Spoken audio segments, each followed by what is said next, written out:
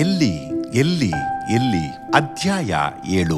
ಆ ಐಶ್ವರ್ಯವಂತನು. ಒಮ್ಮೆ ಮದ್ರಾಸಿನಲ್ಲಿರುವ ಮಹಾದೊಡ್ಡ ಆಲಯದಲ್ಲಿ ನಡೆದ ಒಬ್ಬ ದೊಡ್ಡ ಸಾಹುಕಾರನ ಮಗಳ ಲಗ್ನಕ್ಕೆ ಹೋಗಿದ್ದೆನು. ಹೆಣ್ಣಿನ ತಂದೆಯು ತನ್ನ ಐಶ್ವರ್ಯ ಭಾಗ್ಯ ದೊಡ್ಡಸ್ತಿಕೆಯನ್ನೆಲ್ಲ ಬಿಚ್ಚಿ ಬಹಿರಂಗಪಡಿಸಿದ್ದನು. ಗುಡಿಯ ಅಲಂಕಾರಗಳು, ಅಲಂಕೃತವಾದ ಹೂವಿನ ತೊಟ್ಟಿಗಳು, ಸಾವಿರಾರು ಮಲ್ಲಿಗೆಯ ಸರಗಳು, ತೋರಣಗಳು ಎಲ್ಲವನ್ನು ಅವನು ಹಣವನ್ನಾಗಿ ನೋಡದೆ ನೀರಿನ ಹಾಗೆ ಖರ್ಚು ಮಾಡಿದ್ದಾನೆಂಬುದಾಗಿ ವ್ಯಕ್ತವಾಯಿತು. ಮದುವೆಗಾಗಿ ಬಂದಿದ್ದ ಹಳ್ಳಿಯವನು ಮಿಠಾಯಿ ಅಂಗಡಿಯನ್ನು ನೋಡುವ ರೀತಿಯಲ್ಲಿ ನೋಡುತ್ತಿದ್ದನು. ಉಡುಪಿನ ಅಲಂಕಾರಗಳು, ಪಳಪಳನೆ ಹೊಳೆಯುವ ಜರತಾರಿ ರೇಷ್ಮೆ ಸೀರೆಗಳು, ಕತ್ತು ಮುರಿದು ಬಿದ್ದು ಬಿಡುವುದೋ ಎಂದು ಭಯಪಡುವಷ್ಟು ಒಡವೆಗಳ ಶೇಖರಣೆ, ಪೌಡರ್, ಲಿಪ್ಸ್ಟಿಕ್, ಸುಗಂಧ ದ್ರವ್ಯಗಳಿಂದ ಕೂಡಿದ ಮೇಕಪ್ಪುಗಳು, ವಿಧ ವಿಧವಾದ ಕೇಶ ವಿನ್ಯಾಸಗಳು. ಆ ನವನಾಗರಿಕತೆಯ ಸ್ತ್ರೀಯರನ್ನೆಲ್ಲ ನೋಡಿ ಭೂಮಿಗೆ ಸಂಬಂಧ ಪಡೆದವರೋ ಎಂಬಂತೆ ಆಶ್ಚರ್ಯಪಡುತ್ತಿದ್ದ. ಆಗ ನನ್ನ ಒಳಮನಸ್ಸು ಇವರುಗಳಿಗಾಗಿ ಹುಳುಗಳು ಭೂಮಿಯ ಕೆಳಗೆ ಕಾದುಕೊಂಡಿವೆ ಎಂದು ಅನಿಸಿತು. ನಾನು ನಡುಗುವವನಾದೆನು. ಕ್ಷಣ ಮಾತ್ರದಲ್ಲಿ ನನ್ನ ಚಿಂತೆ, ನೆನಪುಗಳೆಲ್ಲವೂ ಬದಲಾದವು. ಪೌಡರ್ ಹಚ್ಚಿಕೊಂಡಿರುವ ಪ್ರತಿಯೊಂದು ಮುಖದಲ್ಲಿಯೂ ಸಾವಿರಾರು ಹುಳುಗಳು ಮುತ್ತಿಕೊಂಡಿರುವ ಹಾಗೆ ಅನುಭವ ಆಯಿತು.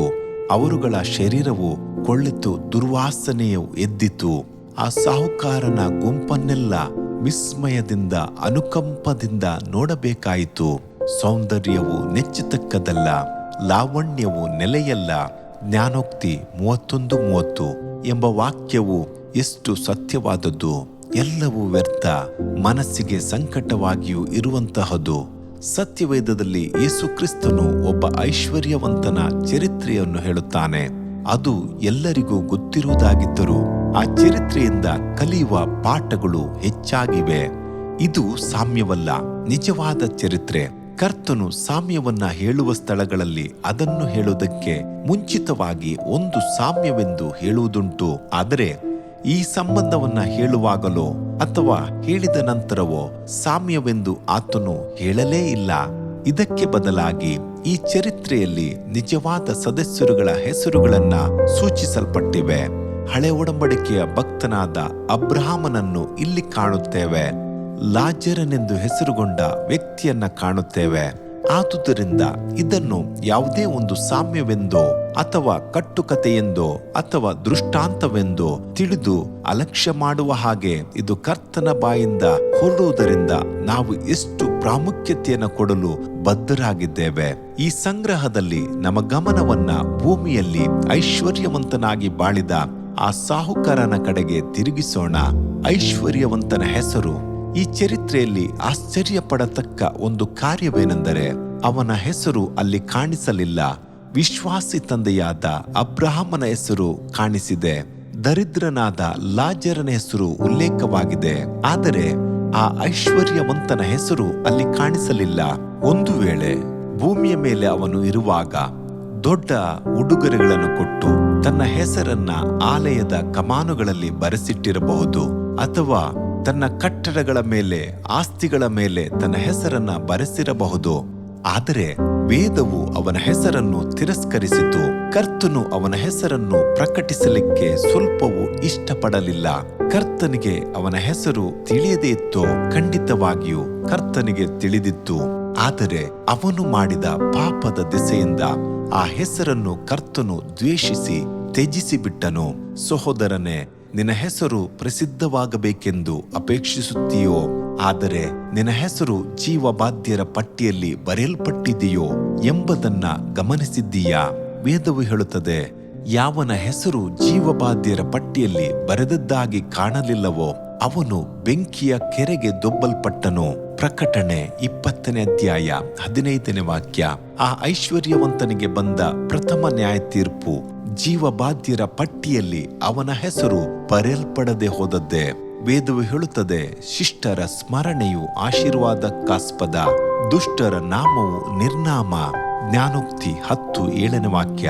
ಮಾತ್ರವಲ್ಲ, ಅದು ಆ ಐಶ್ವರ್ಯವಂತನ ಮೇಲೆ ಬಂದ ಶಾಪವೂ ಸಹ. ಅವನ 5 ಮಂದಿ ಸಹೋದರರ ಹೆಸರು ಸಹ ವೇದದಲ್ಲಿ ಇಲ್ಲ. ಎಷ್ಟು ದೊಡ್ಡ ಶಾಪ!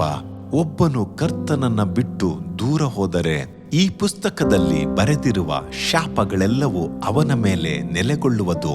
ಕರ್ತನು ಅಂಥವನ ಹೆಸರು ಆಕಾಶದ ಕೆಳಗೆ ಇಲ್ಲದಂತೆ ತೊಲಗಿಸಿ ಬಿಡುವನು. ಐಶ್ವರ್ಯವಂತನ ವಸ್ತ್ರ, ಅವನು ಸಕಲಾತಿ ನಯವಾದ ನಾರುಮಡಿ ಮುಂತಾದ ವಸ್ತ್ರಗಳನ್ನ ಧರಿಸಿಕೊಂಡು. ಲೂಕ 16:19. ಭೂಮಿಯಲ್ಲಿ ಆ ಐಶ್ವರ್ಯವಂತನು ಧರಿಸಿದ್ದ ವಸ್ತ್ರಗಳು ಎಷ್ಟು ಬೆಲೆಯುಳ್ಳದಾಗಿದ್ದವು.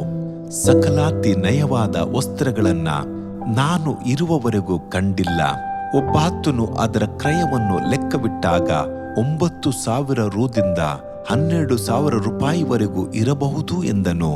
ಹಣವನ್ನ ಅಷ್ಟು ಆಡಂಬರವಾಗಿ ಖರ್ಚು ಮಾಡಿದ ಅವನಿಗೆ ಆತ್ಮಿಕ ಸಂಬಂಧವಾದ ವಸ್ತ್ರಗಳನ್ನ ಧರಿಸಲು ಸ್ವಲ್ಪವಾದರೂ ಯೋಚನೆ ಅಥವಾ ಅಪೇಕ್ಷೆ ಇರಲಿಲ್ಲ.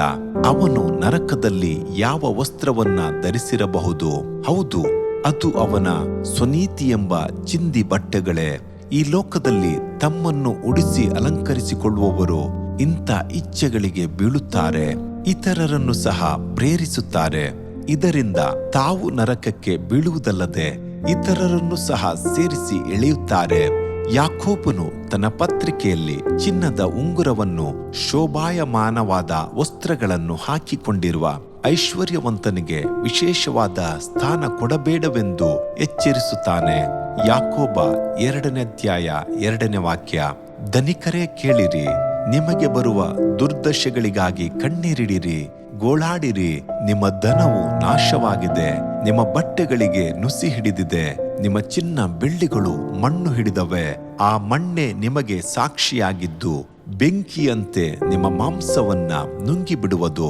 ಯಾಕೋಬ 5:1-3.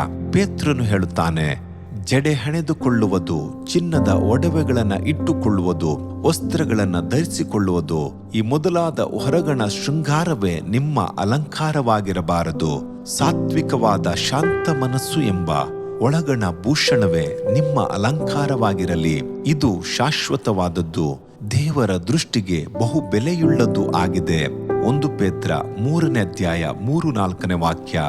ದೇವರ ಮಗುವೆ, ಲೋಕದ ಶ್ರೇಷ್ಠವಾದ ವಸ್ತ್ರವನ್ನು ಬಯಸದೆ ಕರ್ತನು ನಿನಗೆ ಕೊಡುವ ಪವಿತ್ರವಾದ ವಸ್ತ್ರಗಳನ್ನ ಧರಿಸಿಕೋ.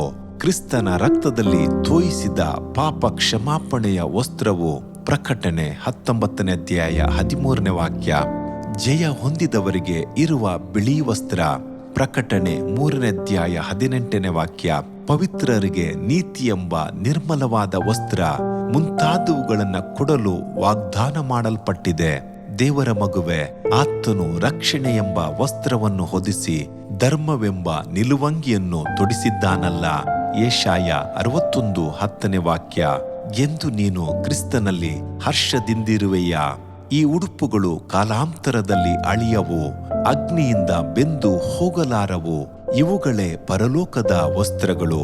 ಉನ್ನತವಾದ ಆತ್ಮೀಯ ವಸ್ತ್ರಗಳ ಬಗ್ಗೆ ಸ್ವಲ್ಪವೂ ತಿಳಿಯದೆ ಅಸಡ್ಡೆ ಮಾಡಿದ ಐಶ್ವರ್ಯವಂತನು ಕೊನೆಗೆ ನರಕದಲ್ಲಿ ನರಳಬೇಕಾಯಿತು.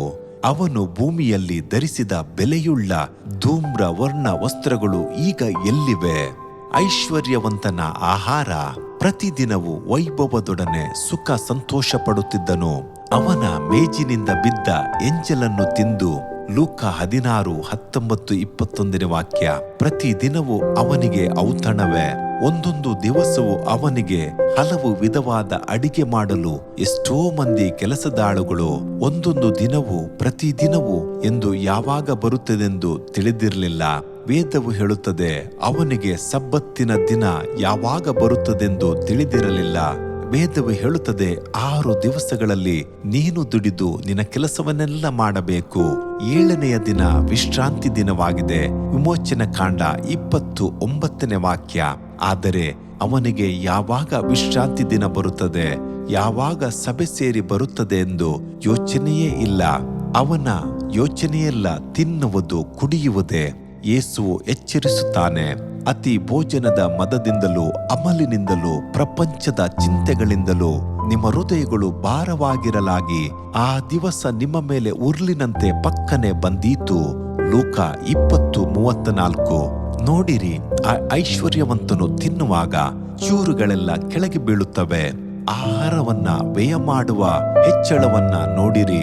ಒಂದು ಸಲ ಒಬ್ಬನು ಊಟದಲ್ಲಿ ಮಾಂಸ ಕಡಿಮೆಯಾಗಿದ್ದರಿಂದ ಅವನು ಕೋಪದಿಂದ ಆ ಊಟದ ತಟ್ಟೆಯನ್ನು ಕಾಲಿನಿಂದ ಒದ್ದುದನ್ನು ನಾನು ನೋಡಿದಾಗ ಕಳವಳಪಟ್ಟೆನು. ಅಯ್ಯೋ, ಒಂದು ಹೊತ್ತು ಊಟವೂ ಇಲ್ಲದೆ ತವಕ ಪಡುವವರು ಎಷ್ಟೋ ಮಂದಿ ಇದ್ದಾರೆ. ಬರೀ ಹೊಟ್ಟೆ ಹಸಿವಿನಿಂದ ಸ್ವಾರ್ಥೆಯನ್ನು ಸಾರುವವರು ಎಷ್ಟೋ ಮಂದಿ ಇದ್ದಾರೆ.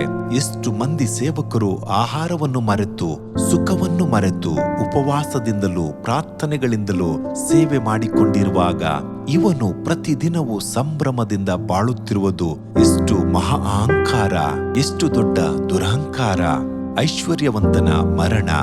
ಐಶ್ವರ್ಯವಂತನು ಸತ್ತು ಹೋಣಲ್ಪಟ್ಟನು. ಲೂಕ 16:22. ಶವಕ್ಕೆ ಅಂದವಾದ ಹೂವಿನ ಹಾರಗಳು, ಬೆಲೆ ಬಾಳುವಂತ ತೇಗುಮರದ ಪೆಟ್ಟಿಗೆ, ಸಮಾಧಿ ಆರಾಧನೆಗೆ ವಿಶೇಷವಾದ ಹಾಡುಗಾರರ ಗುಂಪು, ಸಮಾಧಿಯಲ್ಲಿ ಮುಚ್ಚಲು ಬೆಲೆಯುಳ್ಳ ಹೊಳೆಯುವ ಕಲ್ಲು. ಆದರೆ ಆತ್ಮದ ಗತಿಯೇನು? ದರಿದ್ರನಾದ ಲಾಜರನು ದೇವರನ್ನು ಪ್ರೀತಿಸಿದ್ದರಿಂದ ಅವನ ಮರಣದಲ್ಲಿ ಆತ್ಮವನ್ನ ತೆಗೆದುಕೊಂಡು ಹೋಗಲು ದೇವದೂತರು ಬಂದರು. ಆದರೆ ಐಶ್ವರ್ಯವಂತನು ಪಾಪವನ್ನ ಪ್ರೀತಿಸಿದ್ದರಿಂದ ಸೈತಾನನ ಗುಂಪೇ ಬಂದು ಎಳೆದುಕೊಂಡು ಹೋಯಿತಲ್ಲ. ಹೊರಗಡೆಯಲ್ಲಿ ಸಮಾಧಿ ಆರಾಧನೆ ಕ್ರಮವಾಗಿಯೂ ಚೊಕ್ಕವಾಗಿಯೂ ನಡೆದುಕೊಂಡಿದ್ದಿರಬಹುದು. ಅವನ 5 ಮಂದಿ ಸಹೋದರರು ಶ್ರೇಷ್ಠತೆಯಿಂದ ಒಂದೇ ಸಮಾನಾಗಿ ಕಪ್ಪು ವಸ್ತ್ರ ಧರಿಸಿ ಬಂದಿರಬಹುದು. ಲೋಕದಲ್ಲಿ ಆ ಐಶ್ವರ್ಯವಂತನಂತೆ ಧಾರ್ಮಿಕನು ಒಬ್ಬನೂ ಇಲ್ಲ ಎಂದು ಸಾಕ್ಷಿ ಹೇಳುತ್ತಿದ್ದಿರಬಹುದು. ಆದರೆ ಅದೇ ವೇಳೆಯಲ್ಲಿ ಅವನ ಆತ್ಮವು ಭಯದಿಂದ ನಡುಗಿ ಕಾರ್ಗತ್ತಲೆ ಎಂಬ ಪಾತಾಳದಲ್ಲಿ ಬಿದ್ದು ಸಂಕಟವನ್ನ ಅನುಭವಿಸುತ್ತಿತ್ತು. ದೇವರ ಮಗುವೆ, ಲೋಕದ ವಾಡಿಕೆಯ ಪ್ರಕಾರ ಸಮಾಧಿಯ ಕಡೆ ನಿನ್ನ ಪ್ರಯಾಣವು ಎಂದೂ ಹೋಗುವುದಿಲ್ಲ. ಸಮಾಧಿಯನ್ನ ಕಟ್ಟಿಸಲು ವೆಚ್ಚವಾಗುವ ಹಣವನ್ನು ನೀನು ಆತ್ಮಗಳನ್ನ ನರಕದ ಬಂಧನದಿಂದ ಬಿಡಿಸುವ ಸುವಾರ್ಥ ಸೇವೆಗೆ ಕೊಡುವುದು ಎಷ್ಟೋ ಉತ್ತಮವಲ್ಲವೇ? ನೀನು ಸಾಯುವಾಗ ನಿನ್ನಾತ್ಮವನ್ನು ಪಾತಾಳದ ಪಿಶಾಚಿಗಳು ಬಂದು ಎಳೆದುಕೊಂಡು ಹೋಗಬಾರದು. ಸರ್ವಶಕ್ತನಾದ ದೇವರ ದೂತರುಗಳೇ ಕರೆದೊಯ್ಯಲು ಬರಬೇಕು. ಕ್ರಿಸ್ತನ ಕುಟುಂಬದಲ್ಲಿ ನಿನಗೆ ಸ್ವಾಗತ ನೀಡಲು ಗುಂಪು ಗುಂಪಾದ ಪರಿಶುದ್ಧ ದೇವದೂತರುಗಳಿದ್ದಾರೆ. ಇಬ್ರಿಯ 12:22-24 ವಾಕ್ಯ, ಪ್ರಕಟಣೆ 6ನೇ ಅಧ್ಯಾಯ 9-11 ವಾಕ್ಯ, 2 ಕೊರಿಂಥ 5ನೇ ಅಧ್ಯಾಯ 8ನೇ ವಾಕ್ಯ, ಫಿಲಿಪ್ಪಿ 1ನೇ ಅಧ್ಯಾಯ 21-24 ವಾಕ್ಯ. ಐಶ್ವರ್ಯವಂತನ ಉದಾಸೀನತೆ. ಐಶ್ವರ್ಯವಂತನು ಮಾಡಿದ ಪಾಪವೇನು? ವೇದವು ಪಟ್ಟಿಯನ್ನು ಹಾಕಿ ತೋರಿಸಲಿಲ್ಲ. ಒಬ್ಬ ಮನುಷ್ಯನು ಹುಟ್ಟುವಾಗಲೇ ಪಾಪದಲ್ಲೇ ಹುಟ್ಟುತ್ತಾನೆ. ಕಾರಣ, ತಾಯಿಯು ಅವನನ್ನ ಪಾಪದಲ್ಲಿ ಗರ್ಭಧರಿಸುತ್ತಾಳೆ. ಕೀರ್ತನೆ 51:5ನೇ ವಾಕ್ಯ. ಅದಾದ ನಂತರ ಧರ್ಮಶಾಸ್ತ್ರವನ್ನ ಮೀರುವ ಪಾಪಗಳು. 1 ಯೋಹಾನ 3:4. ಅನೀತಿ ಮಾಡುವುದರಿಂದ ಬರುವ ಪಾಪಗಳು. 1 ಯೋಹಾನ 5:17. ಹಲವು ರೀತಿಯ ಇಚ್ಛೆಗಳಿಂದ ಗರ್ಭಧರಿಸುವ ಪಾಪಗಳು. ಯಾಕೋಬ 1:15. ನಂಬಿಕೆಯ ಆಧಾರವಿಲ್ಲದೆ ಹೊಂದಿಕೊಳ್ಳುವಂತ ಪಾಪಗಳು. ರೋಮ 14:1. ಮನಸ್ಸಾಕ್ಷಿಗೆ ವಿರೋಧವಾದ ಪಾಪಗಳು. ರೋಮ 2:15. ಮನುಷ್ಯನನ್ನ ಆವರಿಸಿಕೊಳ್ಳುತ್ತವೆ. ಎಲ್ಲದಕ್ಕಿಂತಲೂ ಹೆಚ್ಚಾಗಿ ಐಶ್ವರ್ಯವಂತನ ಹತ್ತಿರ ಇದ್ದ ಒಂದು ಮುಖ್ಯವಾದ ಪಾಪವು ಯಾಕೋಬ 4:17 ಸೂಚಿಸಲ್ಪಟ್ಟಿದೆ. ಅದು ಏನು ಗೊತ್ತೇ? ಒಳ್ಳೆಯದನ್ನು ಮಾಡಬೇಕೆಂದು ತಿಳಿದು ಅದನ್ನು ಮಾಡದೇ ಇರುವವರು ಪಾಪಕ್ಕೊಳಗಾಗಿದ್ದಾರೆ. ತನ್ನ ಹೊಸ್ತಿಲಲ್ಲಿ ಬಿದ್ದಿದ್ದ ಲಾಜರನನ್ನು ಕಂಡು ಅವನನ್ನ ಉದಾಸೀನ ಮಾಡಿದ್ದರಿಂದ ಪಾಪವು ಬಂತು. ಅವನಿಗೆ ಆಹಾರ ಕೊಡುವುದಕ್ಕೆ ಶಕ್ತಿ ಇದ್ದರೂ ಅದನ್ನು ಮಾಡದೆ ಮೇಜಿನಿಂದ ಬಿದ್ದ ಚೂರುಗಳನ್ನ ಆರಿಸಿಕೊಳ್ಳಲು ಬಿಟ್ಟ ಪಾಪವೇ ಅದು. ಪಾಪದರಿಕೆಯ ಪ್ರಾರ್ಥನೆಯಲ್ಲಿ 2 ಕಾರ್ಯಗಳನ್ನ ಅರಿಕೆ ಮಾಡುತ್ತೇವೆ. ಒಂದು, ಮಾಡಬೇಕಾದವುಗಳನ್ನ ಮಾಡದಿರುವುದು. ಮತ್ತೊಂದು, ಮಾಡಬಾರದದನ್ನ ಮಾಡುವುದು. ಈ ಐಶ್ವರ್ಯವಂತನ ಪಾಪವು ಮೊದಲನೇ ವರ್ಗಕ್ಕೆ ಸೇರಿದ್ದು. ಮಾಡಬೇಕಾದವುಗಳನ್ನು ಮಾಡದಿರುವುದು. ಅದು ಭಯಂಕರವಾದದ್ದು. ನರಕದೊಳಗೆ ಸೆಳೆದುಕೊಂಡು ಹೋಗಿಬಿಡುವಂಥದ್ದು. ಭೂಮಿಯಲ್ಲಿ ಲಾಜರನು ಭಿಕ್ಷೆಗಾರನಾಗಿ ಬಿದ್ದಿದ್ದನು. ನಿತ್ಯ ನರಕದಲ್ಲಿ ಐಶ್ವರ್ಯವಂತನು ಭಿಕ್ಷುಗಾರನ ಹಾಗೆ ಬಿದ್ದು ನೀರನ್ನ ಭಿಕ್ಷೆ ಬೇಡಿದನು. ಈ 2 ಭಿಕ್ಷೆಗಾರರ ಚರಿತ್ರೆಯಲ್ಲಿ ವಿಷಾದಕಾರ ಭಿಕ್ಷೆಯವನು ಯಾರೆಂದರೆ ಐಶ್ವರ್ಯವಂತನೇ. ವೇದವು ಹೇಳುತ್ತದೆ, ಬಡವನ ಮೊರೆಗೆ ಕಿವಿ ಮುಚ್ಚಿಕೊಳ್ಳುವವನು ತಾನೇ ಮೊರೆ ಇಡುವಾಗ ಯಾರೂ ಉತ್ತರ ಕೊಡರು. ಜ್ಞಾನೋಕ್ತಿ 21:12. ಐಶ್ವರ್ಯವಂತನ ಯಾತನೆ. ಅವನು ಪಾತಾಳದಲ್ಲಿ ಯಾತನೆ ಪಡುವಾಗ. ಲೂಕ 16:23. ನರಕದ ವಿಷಯವಾಗಿ ಚಿಂತಿಸಲು ಭೂಮಿಯಲ್ಲಿ ಅವನಿಗೆ ಸ್ವಲ್ಪವಾದರೂ ಸಮಯವಿರಲಿಲ್ಲ. ಯಾರಾದರೂ ಹೇಳಲು ಬಂದಿದ್ದರೆ ಕೋಪದಿಂದ ಉರಿದು ಬೀಳುತ್ತಿದ್ದನು. ಒಂದು ಸಲ ಒಬ್ಬ ಸೇವಕರು ನನಗೆ ಹೇರಳವಾದ ಕ್ರೈಸ್ತ ಕೈಪತ್ರಿಕೆಗಳನ್ನ ಕಳಿಸಿಕೊಟ್ಟರು.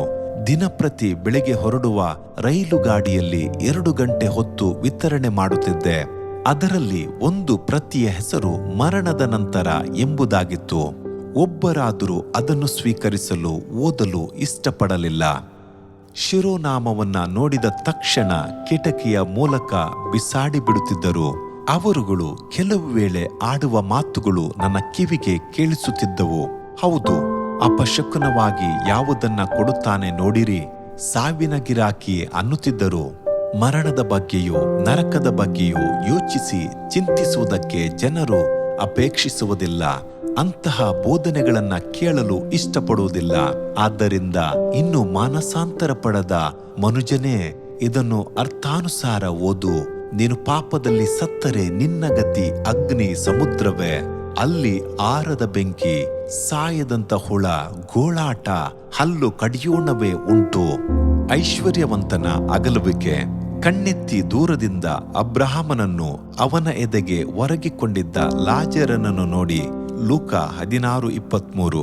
ದೂರದಲ್ಲಿ ನೋಡಿದನೆಂಬುದಾಗಿ ವೇದವು ಹೇಳುತ್ತದೆ. ಹೌದು, ಈ ಅಗಲುವಿಕೆಯು ಒಂದು ನಿತ್ಯವಾದ ಅಗಲುವಿಕೆ ಮಾತ್ರವಲ್ಲ. ಅಬ್ರಹಾಮನು ಹೇಳಿದಂತೆ ನಮಗೂ ನಿಮಗೂ ನಡುವೆ ದೊಡ್ಡದೊಂದು ಡೊಂಗರ ಸ್ಥಾಪಿಸಿಯದೆ. ಆದ ಕಾರಣ ಈ ಕಡೆಯಿಂದ ನಿಮ್ಮ ಬಳಿಗೆ ಹೋಗಬೇಕೆಂದಿರುವವರು ಹೋಗಲಾರರು, ಮತ್ತು ಆ ಕಡೆಯಿಂದ ನಮ್ಮ ಬಳಿಗೆ ಯಾರೂ ದಾಟುವುದಕ್ಕಾಗುವುದಿಲ್ಲ.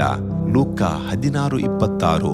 ಭೂಮಿಯಲ್ಲಿ ಪವಿತ್ರರು ದುರ್ಮಾರ್ಗದವರು ಪಕ್ಕದಲ್ಲಿಯೇ ಇದ್ದಾರೆ.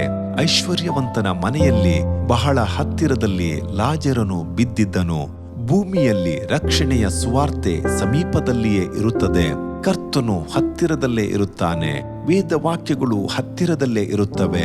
ಆದರೆ ಈ ಕೃಪೆಯ ದಿನಗಳಲ್ಲಿ ಅದನ್ನು ಉದಾಸೀನ ಮಾಡಿ ಸತ್ತರೆ ಅವುಗಳಿಂದ ಬಹಳ ದೂರ, ಎಟಕಲಾರದಷ್ಟು ದೂರಕ್ಕೆ ಹೊರಟು ಹೋಗುತ್ತೇವೆ. ಅದು ನಿತ್ಯವಾದ ಅಗಲಿಕೆ. ನರಕದಲ್ಲಿ ಮನುಷ್ಯನು ದೇವರನ್ನು ಶಾಶ್ವತವಾಗಿ ಕಳೆದುಕೊಳ್ಳುತ್ತಾನೆ. ಆ ಪ್ರೀತಿಯುಳ್ಳ ಆತ್ಮಪ್ರಿಯನನ್ನು ನಿತ್ಯಕ್ಕೂ ಅಗಲುವುದರಲ್ಲಿ ಎಷ್ಟು ಘೋರವಾದ ಯಾತನೆ. ಸ್ಪರ್ಜನ್ ಹೇಳಿದರು, 15 ನಿಮಿಷಗಳು ಕೂಡ ಕ್ರಿಸ್ತನ ಸನ್ನಿಧಾನದಿಂದ ಅಗಲಿ ಜೀವಿಸಲು ನನ್ನಿಂದ ಸಾಧ್ಯವಿಲ್ಲ. ಪ್ರತಿ ಗಳಿಗೆಯೂ ಆತನು ನನಗೆ ಬೇಕು. ದೇವರ ಮಗುವೆ, ಈ ಲೋಕದಲ್ಲಿ ಎಂದೂ ಕ್ರಿಸ್ತನನ್ನು ಬಿಟ್ಟು ಅಗಲಬೇಡ. ಒಂದು ವೇಳೆ ಪಾಪವೆಂಬ ಅಡ್ಡಗೋಡೆ ಮಗ್ಗುಲಲ್ಲಿ ಬರುವುದಾದರೆ ಅದನ್ನು ಯೇಸು ಕ್ರಿಸ್ತನ ರಕ್ತದ ಮೂಲಕ ಮುರಿದು ಬಿಡು. ಕ್ರಿಸ್ತನಿಲ್ಲದ ಜೀವಿತವನ್ನು ನಡೆಸಬೇಡ. ಆಗಾಗ್ಗೆ ನಿನ್ನ ಸ್ಥಿತಿಯನ್ನು ದೇವರ ಸಮ್ಮುಖದಲ್ಲಿ ಪರೀಕ್ಷಿಸಿ ನೋಡು. ದೇವರೊಡನೆ ನಿರ್ಮಲ ಮನಸ್ಸಿನವನಾಗಿರು. ಈ ಹೊತ್ತು ನಿನ್ನನ್ನು ಶಮನಗೊಳಿಸಲು ಪವಿತ್ರಾತ್ಮನಿದ್ದಾನೆ. ಸಾವಿರಾರು ಸೇವಕರಿದ್ದಾರೆ, ಆದರೆ ನರಕದಲ್ಲಿ ನಿನಗೆ ಯಾರಿದ್ದಾರೆ? ಭಕ್ತರೆಲ್ಲರೂ ನಿನ್ನನ್ನು ಬಿಟ್ಟು ಅಗಲಿ ಪರಲೋಕಕ್ಕೆ ಹೋಗಿಬಿಡುವರಲ್ಲ. ಭಕ್ತಿಯಿಂದ ಜೀವನ ಮಾಡಿದ ನೆಂಟರು ಪರಲೋಕಕ್ಕೆ ಹೊರಟು ಹೋಗುವವರಲ್ಲ. ಸ್ವಯಂ ಅನುಕಂಪ ಬಹಳ ಕೆಟ್ಟದ್ದು. ಅದು ಅಂತಃಕರಣವನ್ನ ಕರಗಿಸಿ ಬಿಡುವುದು.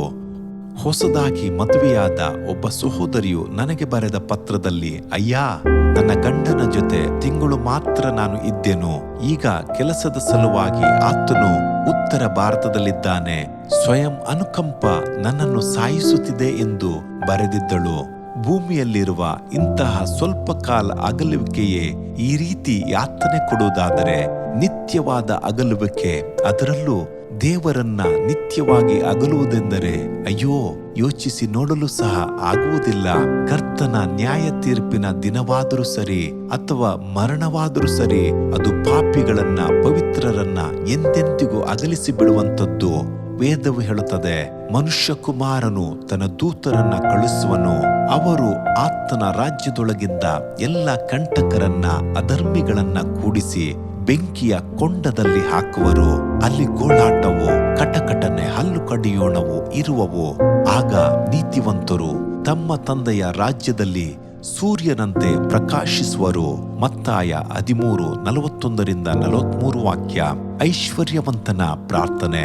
ಅಬ್ರಹಾಮನನ್ನು ನೋಡಿ ಪ್ರಾರ್ಥಿಸಿದ ಹಲವು ಪ್ರಾರ್ಥನೆಗಳು ಈ ಭಾಗದಲ್ಲಿ ಇವೆ. ನೀರು ಕೊಡು, ನಾಲಿಗೆಯನ್ನು ತಣ್ಣಗೆ ಮಾಡು, ಲಾಜರನನ್ನು ನನ್ನ ತಂದೆಯ ಮನೆಗೆ ಕಳುಹಿಸು. ನರಕದಿಂದ ಮಾಡುವ ಪ್ರಾರ್ಥನೆ ಯಾವುದೇ ಆಗಿರಲಿ, ಅದರಿಂದ ಯಾವ ಪ್ರಯೋಜನವೂ ಇಲ್ಲ. ಕೋಟಿಗಟ್ಟಲೆ ಪ್ರಾರ್ಥನೆಗಳನ್ನ ಮಾಡಿದರೂ ಅವುಗಳಿಂದ ಯಾವ ಫಲಿತಾಂಶಗಳು, ಬದಲಾವಣೆಗಳು ಉಂಟಾಗುವುದಿಲ್ಲ. ಪ್ರಾರ್ಥನೆಯು ಅಂಗೀಕರಿಸಲ್ಪಡುವುದಿಲ್ಲ. ಇದು ಎಂತಹ ದುರ್ಭಾಗ್ಯ! ಯಾರೂ ಸಹಾಯಕ್ಕೆ ಬರಲಾರರು. ದುಃಖವು ಎಂದೆಂದಿಗೂ ನೀಗುವುದಿಲ್ಲ. ಭೂಮಿಯಲ್ಲಿ ಮಾತ್ರ ನಮಗೆ ವಾಗ್ದಾನಗಳುಂಟು, ನರಕದಲ್ಲಿ ಇಲ್ಲ. ಭೂಮಿಯಲ್ಲಿ ಮಾತ್ರ ನಮ್ಮ ಪ್ರಾರ್ಥನೆಯನ್ನ ಕೇಳಲು ಪವಿತ್ರಾತ್ಮನು ಇದ್ದಾನೆ, ನರಕದಲ್ಲಿ ಇಲ್ಲ.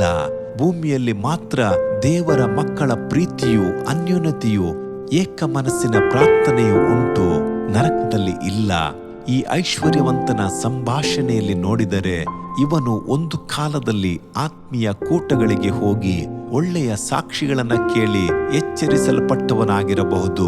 ಮತ್ತೆ ಐಶ್ವರ್ಯದ ಅಮಲಿನಿಂದ ಹಿಂದಕ್ಕೆ ಹೊರಟು ಹೋಗುವನಾಗಿರಬಹುದು. ಆದರೆ ಅಬ್ರಹಾಮನನ್ನು ಯಾವ ರೀತಿಯಲ್ಲಿ ಕರೆಯುತ್ತಾನೆಂದು ಗಮನಿಸಿದ್ದೀರಾ? ತಂದೆಯೇ, ಅಬ್ರಹಾಮನೇ ಎಂಬುದಾಗಿ. ದೇವರ ಪ್ರೀತಿಯನ್ನ ಅನುಭವಿಸಿ ಹಿಂಜರಿದು ಹೋಗುವವನಿಗೆ ಅಧಿಕವಾದ ದಂಡನೆಯ ತೀರ್ಪು ಉಂಟಾಗುವುದು. ಲಾಜರನನ್ನು ಕಳಿಸಿ, ಅಯ್ಯ ಅಬ್ರಹಾಮನೇ, ಲಾಜರನನ್ನು ಕಳಿಸು. ನರಕದಲ್ಲಿ ಅಗ್ನಿ ಜ್ವಾಲೆಯಲ್ಲಿ ಅತ್ಯಂತ ದಾಹದಿಂದ ತವಕ ಪಡುತ್ತಿದ್ದಾಗಲೇ ಆ ಐಶ್ವರ್ಯವಂತನಿಗೆ ದೊಡ್ಡ ಆತ್ಮಭಾರ ಉಂಟಾಯಿತು. ಆಗ ತಾನೇ ಆತ್ಮದ ನಿತ್ಯ ನೆಲೆಯು ಏನೆಂಬುದನ್ನ ಗ್ರಹಿಸಿಕೊಂಡನು. ಪ್ರತಿ ನಿತ್ಯವೂ ಆ ಅಗ್ನಿ ಕುಂಡದಲ್ಲಿ ಅವನ ಗತಿಯೆಂದು ಅರಿತು ಇತರ ಆತ್ಮಗಳು ಅಲ್ಲಿಗೆ ಬರಬಾರದೆಂದು ಕನಿಕರ ಪಟ್ಟನು. ಇದು ಅವನ ಆತ್ಮದ ರೋದನೆಯೇ. ಅಯ್ಯ ಅಬ್ರಹಾಮನೇ, ಲಾಜರನನ್ನು ಕಳಿಸು. ಭೂಮಿಯಲ್ಲಿರುವಾಗ ಕರ್ತನ ಸೇವೆಯ ಬಗ್ಗೆ ತಿಳಿದುಕೊಳ್ಳಲು ಅವನಿಗೆ ಸಮಯವಿರಲಿಲ್ಲ. ಹಣ ಕೊಟ್ಟು ಸೇವಕರನ್ನ ಕಳಿಸಲು ಮನಸ್ಸಿರಲಿಲ್ಲ. ಆಗ ಹಲವು ಸೇವಾ ಸಂಸ್ಥೆಗಳು ಹೋಗು ಅಥವಾ ಕಳಿಸು, ಹೋಗು, ಅದರ ಜೊತೆಗೆ ಕಳಿಸು ಎಂದು ಎಷ್ಟು ವಿಧವಾಗಿ ಕೂಗಿದರು. ಇವನು ಕಿವಿಗೊಡಲಿಲ್ಲ. ಸರ್ಪದಂತೆ ಕಿವಿಗಳನ್ನ ಮುಚ್ಚಿಕೊಂಡನು. ಈ ನರಕದ ಕಡಲಿನಲ್ಲೇ ಸೇವೆಯ ಅವಶ್ಯಕತೆ ಏನೆಂಬುದು ಅವನಿಗೆ ಗೊತ್ತಾಯಿತು. ಅಯ್ಯ ಅಬ್ರಹಾಮನೇ, ಲಾಜರನನ್ನು ಕಳಿಸು. ಹೌದು, ಆ ಐಶ್ವರ್ಯವಂತನಿಗೆ 5 ಮಂದಿ ಸಹೋದರರಿದ್ದರು. ಅವರ ಹತ್ತಿರ ಹೇರಳವಾದ ಹಣ ಸಂಪತ್ತು, ಸುಖ ಭೋಗಗಳು ಇದ್ದವು. ಆದರೆ ಅವರಲ್ಲಿ ಈ ನರಕದ ಕಡಲಿಗೆ ತಪ್ಪಿಸುವಂತಹ ಕ್ರಿಸ್ತನು ಇರಲಿಲ್ಲ, ರಕ್ಷಣೆಯು ಇರಲಿಲ್ಲ. ಅಯ್ಯ ಅಬ್ರಹಾಮನೇ, ಲಾಜರನನ್ನು ಕಳುಹಿಸು. ಆ ಐಶ್ವರ್ಯವಂತನಿಗೆ ತಂದೆಯ ಮನೆ ಇತ್ತು. ಲೂಕ 16:26. ಅದರಲ್ಲಿ ವಯಸ್ಸಾದ ತಾಯಿ ತಂದೆಗಳು ಇದ್ದಿರಬಹುದು. ಅಯ್ಯೋ, ಮುದುಕರಾದ ಅವರುಗಳು ಸ್ವಲ್ಪ ತಲೆನೋವನ್ನು ಕೂಡ ಸಹಿಸಿಕೊಳ್ಳಲಾರರು ಮತ್ತು ಬಿಸಿಲಿನ ಧಗೆಯನ್ನು ಕೂಡ ಸಹಿಸಿಕೊಳ್ಳಲಾರರು. ಅಯ್ಯೋ, ಅವರು ಈ ಬೆಂಕಿ ಗಂಧಕ ಉರಿಯುವ ಕಡಲಲ್ಲಿ ಹೇಗೆ ಈ ಅಘೋರ ಯಾತನೆಯನ್ನ ನಿತ್ಯವಾಗಿ ಸಹಿಸಿಕೊಳ್ಳುವರು? ಅವರನ್ನು ರಕ್ಷಣೆಯ ಮಾರ್ಗಕ್ಕೆ ನಡೆಸಬೇಕು. ಅಯ್ಯ ಅಬ್ರಹಾಮನೇ, ಲಾಜರನನ್ನು ಕಳಿಸು. ಲಾಜರನನ್ನು ಕಳಿಸಿದರೆ ಮಾತ್ರ ನನ್ನ ಸಹೋದರರು, ತಂದೆಯ ಮನೆಯವರು ಗಮನ ಕೊಡುವರು. ಸತ್ತವರೊಳಗಿಂದ ಎದ್ದು ಬರುವುದು ಅವರಿಗೆಲ್ಲ ಆಶ್ಚರ್ಯವಾಗಿಯೂ ವಿಸ್ಮಯವಾಗಿಯೂ ಇರಬಹುದು. ಬೇರೆ ರೀತಿಯಾಗಿ ಬೀದಿ ಸ್ವಾರ್ಥಿಕರು ಅವರಿಗೆ ಹುಚ್ಚರಂತೆ ತೋರುವರು. ಅಮೆರಿಕದ ಹಣವನ್ನ ತಕ್ಕೊಂಡು ಕೂಗಾಡುವ ಕೂಲಿ ಕತ್ತೆಗಳೆಂದು ಅಸಡ್ಡೆ ಮಾಡಿ ಬಿಡುವರು.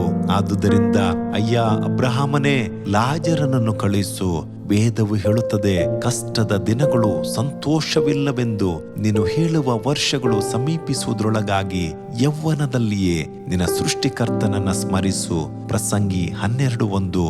ಆ ದಿನ ಅಬ್ರಹಾಮನು ಲಾಜರನನ್ನು ಕಳಿಸಲಿಲ್ಲ. ಆದರೆ ಪ್ರೀತಿಯುಳ್ಳ ತಂದೆಯು ತನ್ನ ಏಕಮಾತ್ರ ಪುತ್ರನನ್ನು ನಮಗಾಗಿ ಕಳಿಸಿದ್ದಾನೆ. ಆತನನ್ನು ಅಂಗೀಕರಿಸಿಕೊಳ್ಳೋಣವೇ? ನಿತ್ಯ ಜೀವವನ್ನ ಹೊಂದಿಕೊಳ್ಳೋಣವೇ? ಪ್ರಿಯರೇ, ಈ ದಿವಸ ನಾವು ಎಚ್ಚರಿಕೆ ಮಾತುಗಳನ್ನ ಕೇಳಿಸಿಕೊಂಡಿದ್ದೇವೆ. ನೀವು ದೇವರ ವಾಕ್ಯವನ್ನ ತಿಳಿದು ಯೇಸುವನ್ನ ಅರಿತಿದ್ದು ನೀವು ಆತ್ಮಿಕ ಜೀವಿತವನ್ನ ತಾತ್ಸಾರ ಮಾಡುತ್ತಿರುವುದಾದ್ರೆ ಇವತ್ತು ದೇವರಾತ್ಮನು ನಿಮ್ಮೆಲ್ಲರನ್ನ ಎಚ್ಚರಿಸುತ್ತಿದ್ದಾನೆ.